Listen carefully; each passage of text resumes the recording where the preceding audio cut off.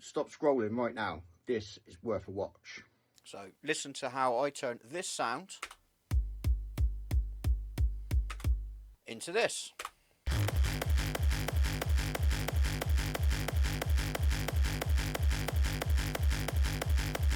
So for this, I'm using D16's punch box.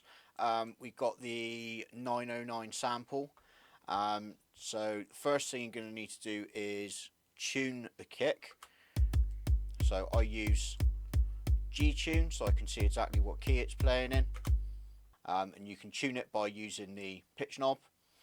And then you're going to want to increase the decay on the sample, because otherwise it sounds short. From there, we add bit crusher, distortion, the filter. I like to add in the high pass filter,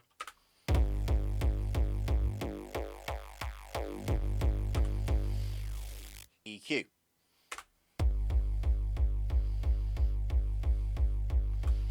For this, I've cranked up the low end. I've not really touched. I've cut a little bit of the high, but yeah, boosted a little bit of the low end.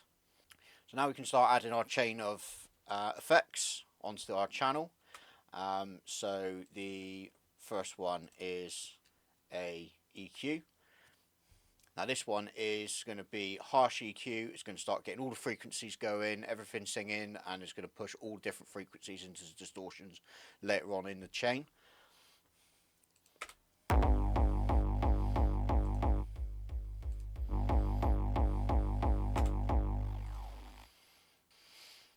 Then another EQ.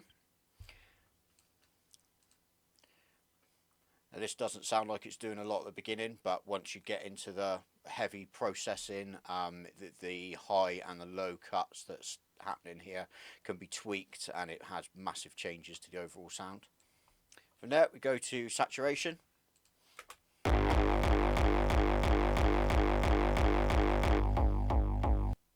Next in the chain is trash 2.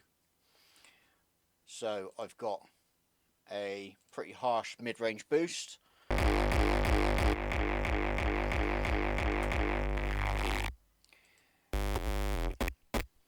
This puts loads and loads of distortion into it, and it makes a load of weird sound every time you stop it, so don't have it cranked too loud because it'll blow your ears off.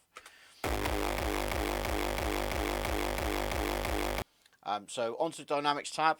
The dynamics tab has got just a compressor on, threshold just pulled down a little bit, just to squash everything together, just keep everything in check.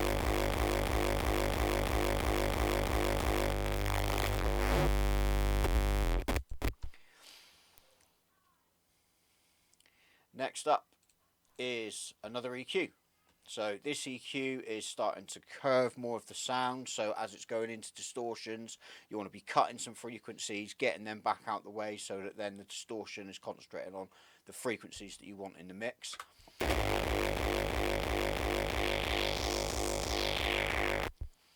This all comes together and makes a little bit more sense when the once all the processing is finished and everything goes in together. Next up is a plugin that I absolutely love, Bifilter. This has got the W-shaped filter on. See what the difference this one makes.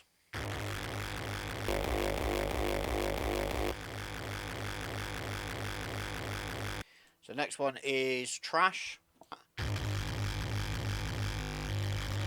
Then to finish it all off and to give it that offbeat sound, I've got Shaper Box.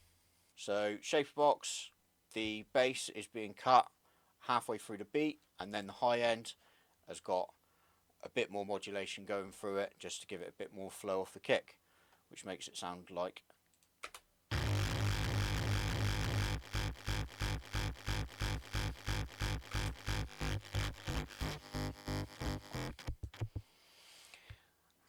So that's the beginning of the process.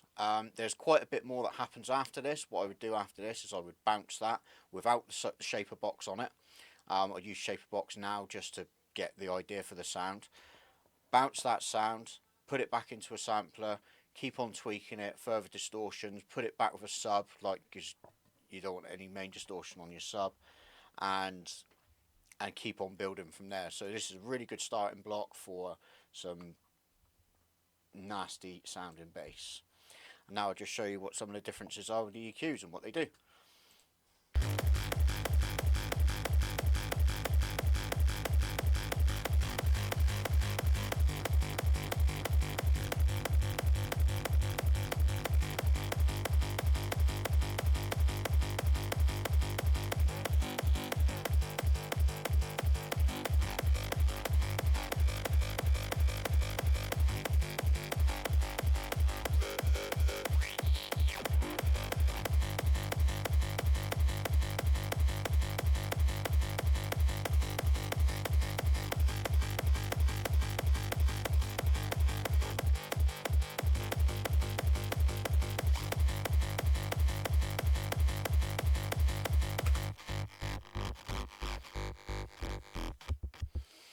Hope you like the video. Let me know in the comments.